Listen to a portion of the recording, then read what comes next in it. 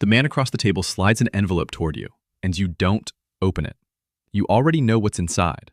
$3,000. Cash. More than you make in 2 months. He doesn't say anything. He just waits. And the worst part is that you already know you're going to take it. It starts small. You're just the driver.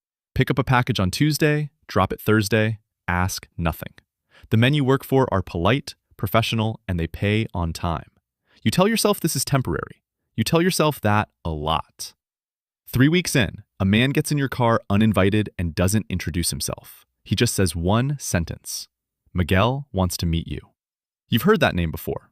Everyone has. Miguel has run this corridor for 15 years, and you are now sitting across from him in a kitchen while he eats breakfast. Scrambled eggs, orange juice. He offers you a seat like he's your uncle. That's the thing about men like Miguel. They never need to threaten you. You already understand the situation before a single word is spoken. He has a job for you, not driving anymore. He needs someone to manage pickups across the city. 4 contacts, no paper records, report directly to him. $12,000 a month. You open your mouth to say no, and he smiles before you speak. He already knows what you'll say. You learn the rules fast. No real names, nothing written down, never ask where shipments come from. Never ask what happened to the last coordinator. That last one, you figure out yourself when you find his phone in your desk drawer 3 weeks in. Screen cracked, unread messages still coming in from someone who doesn't know yet. You put it down and never touch it again. The money is real. That part isn't a lie. You move out of your apartment, stop taking the bus, and your mother thinks you got a logistics job, something with deliveries. You send her money every week without explaining where it comes from, and she just sounds relieved on the phone. That's almost worse than anything else. 4 months in, a shipment doesn't arrive and one of your contacts stops answering. Then Miguel calls you directly, for the first time, and his voice is completely calm. Find out what happened. You spend 3 days making calls you don't want to make. You find out what happened.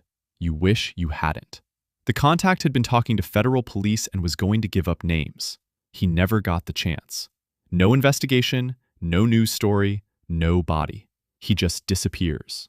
That's how it works here. People don't get arrested, they get erased. And you realize something that changes everything. You know too much now. You've seen too much. Which means you can never leave. You think about going to the police, seriously, for one full sleepless night. Then you think about what you've moved, what you've coordinated, whose instructions you followed without question. You are not a witness. You are a participant. The police don't have a protection program for people like you. They have a cell. 6 months later, a man named Cesar sits down beside you at a bar like an old friend. He says he can get you out. New identity, new city, safe passage north. And all he needs is 6 months of your records, everything you know about Miguel's operation. You don't answer him. But you don't walk away either, and he knows that means yes.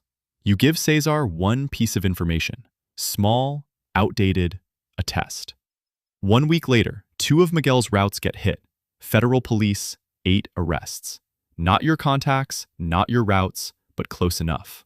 Cesar isn't offering you freedom. He's using you as a weapon. And now you're standing between 2 organizations with nowhere left to go. Miguel calls a meeting and everyone is there. He says there is a leak, and he says he will find it.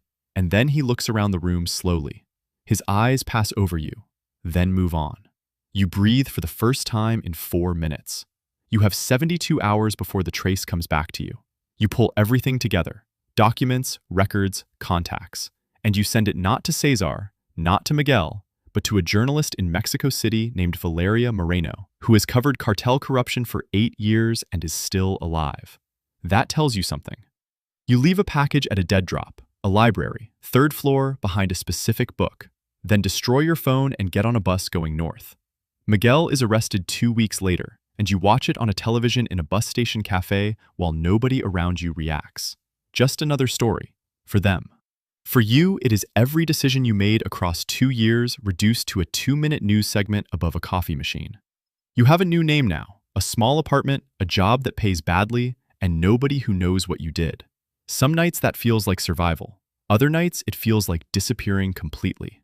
You still think about the envelope on that table, how it took less than 1 second to reach for it, how you have been paying for it every single day ever since.